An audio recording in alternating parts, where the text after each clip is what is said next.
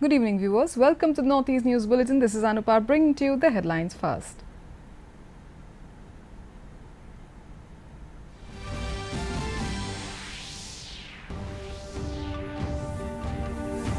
Five-day army commanders meet in Delhi, deliberate on emerging security scenario.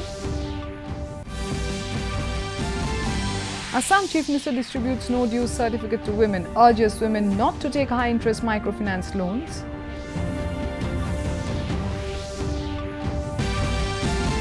Meghalaya Chief Minister reviews public grievance redressal measures to ensure time-bound results.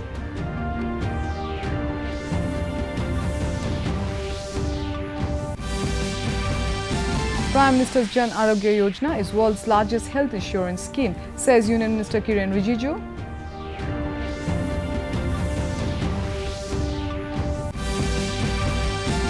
And in World Cup cricket, Sri Lanka set a victory target of 210 runs for Australia in a rain-disrupted match in Lucknow.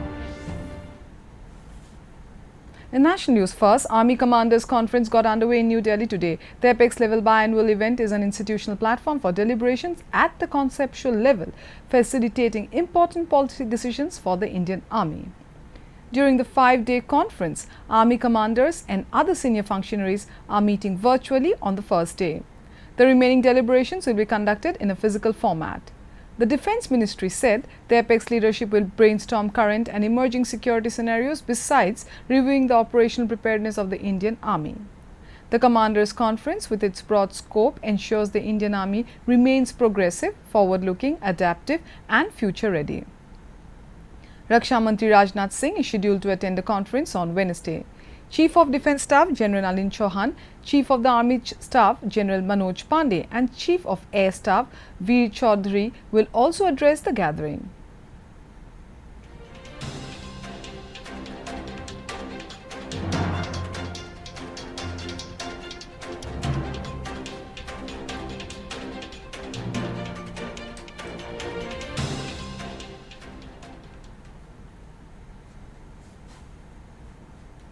External Affairs Minister Dr. S. Jaishankar co-chaired the meeting of the 18th India-Vietnam Joint Commission in Hanoi today with his Vietnamese counterpart Bui Thanh Son. The discussions covered cooperation in political, defence and maritime security, judicial, trade and investment, energy, development, education and training, science and technology and cultural domains. In a social media post, the minister expressed confidence that India-Vietnam's comprehensive strategic partnership will only further strengthen over the coming years. He said they also shared perspectives on the Indo-Pacific region, commitment to global issues and collaboration in various multilateral groupings. Dr. Jaishankar also jointly unveiled the commemorative stamps celebrating 50 years of the establishments of diplomatic ties between India and Vietnam with his counterpart. US, Israel and Egypt have agreed to a ceasefire in southern Gaza today. It coincides with the reopening of the Rafah crossing on the border with Egypt. Palestinians with dual nationality and foreign nationals trapped in Gaza will be allowed to leave through Rafah. This is the only safe passage out of the region right now. Many Palestinian Americans have already gathered close to the crossing after the US government advised its citizens to move south to be ready for departure when it opens. NGOs like ActionAid have also called for the crossing to be open for much needed humanitarian assistance to come through Gaza. More than 1 million people have fled their homes in the Gaza Strip ahead of an unexpected Israel invasion that seeks to eliminate Hamas.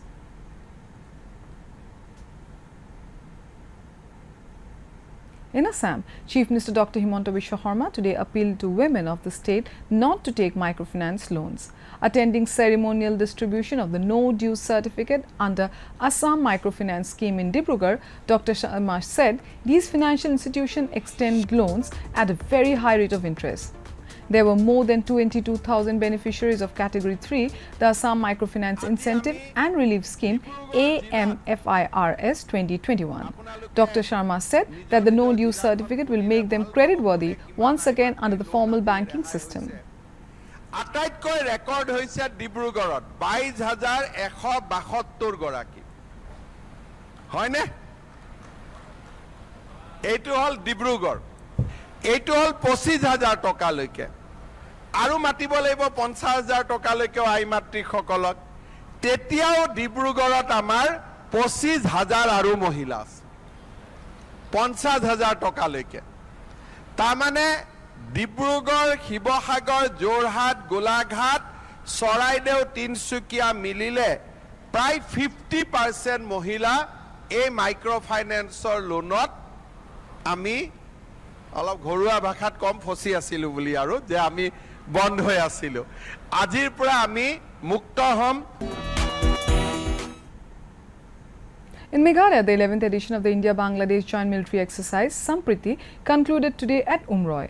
The joint military exercise is a move aimed at strengthening ties between India and Bangladesh while facilitating effective coordination in tactical operations.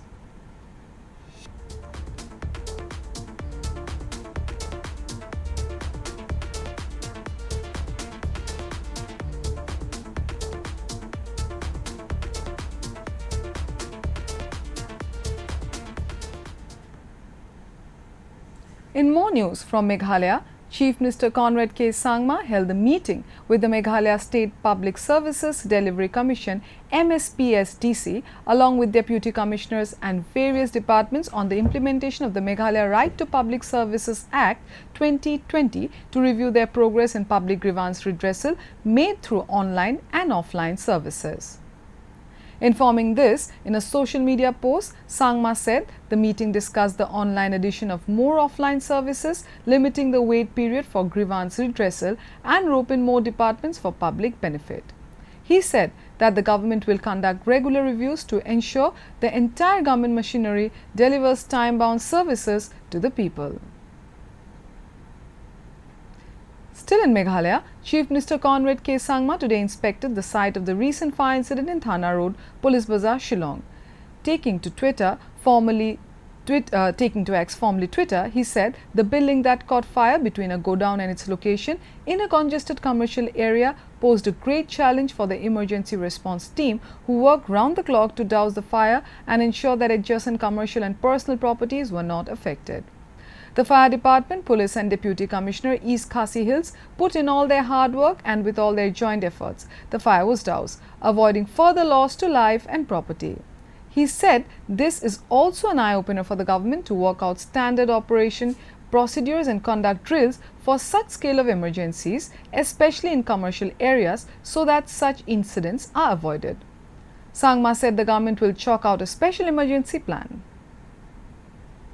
In Tripura, Chief Minister Dr. Manik Saha today inspected the butterfly park developed by the State Forest Department at the Trishna Wildlife Sanctuary in South Tripura district. Informing this in a social media post, he said he also released butterflies.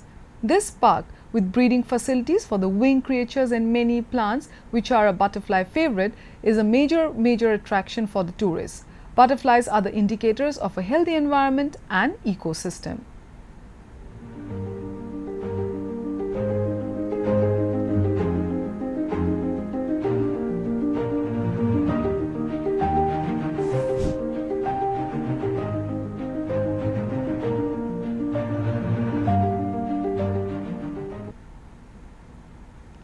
In Arunachal Pradesh, Union Minister for Earth Sciences Kiran Rijiju today said Pradhan Mantri Jan Arogya Yojana PMJAY is the world's largest health assurance scheme initiated by Prime Minister Narendra Modi. On a visit to Arunachal Pradesh, the minister interacted with the PMJAY beneficiaries at Nafra. State Deputy Chief Minister Chauna Main accompanied Rijiju in the interaction.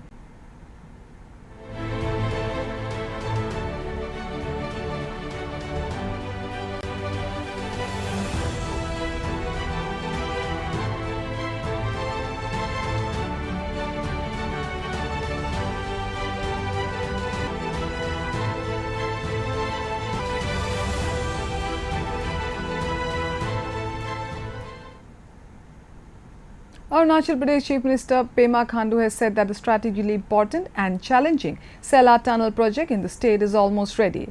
This will give all-weather and year-round connectivity to the last frontier, Tawang, with the rest of the country. He informed in a social media post that official inauguration will be scheduled soon.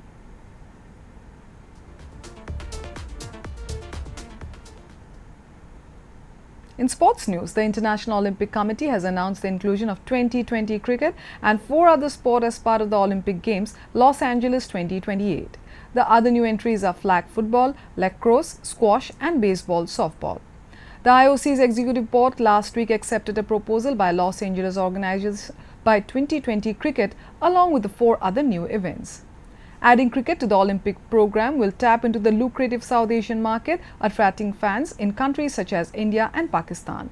Cricket last featured at the 1900 Paris Olympics when Britain stumped France to win the gold medal. It remains the only cricket match played in the Olympics so far.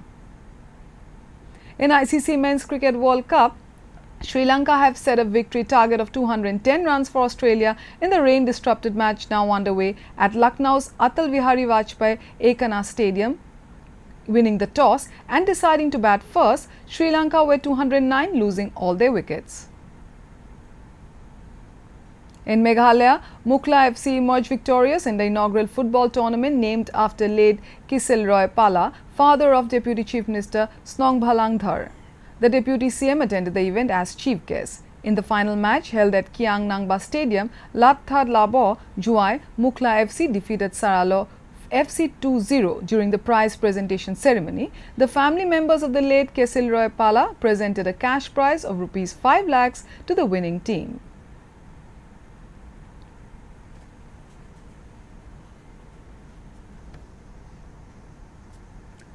For more updates, viewers can also watch our bulletins and other programs on our YouTube channel DD News Guwahati.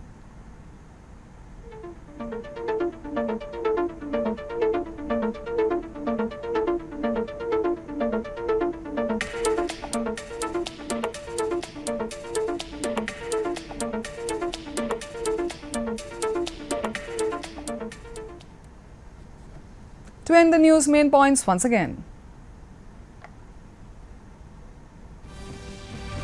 5-day army commanders meet in Delhi, deliberate on emerging security scenario.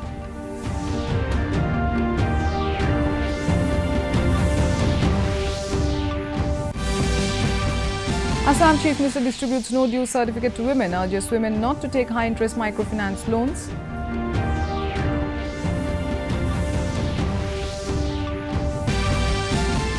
Meghalaya Chief Minister reviews public grievance redressal measures to ensure time-bound results.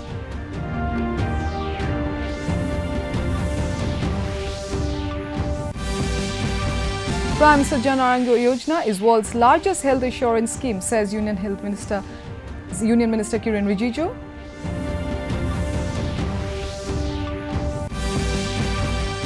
And in World Cup cricket, Sri Lanka set a victory target of 210 runs for Australia in a rain-disrupted match in Lucknow.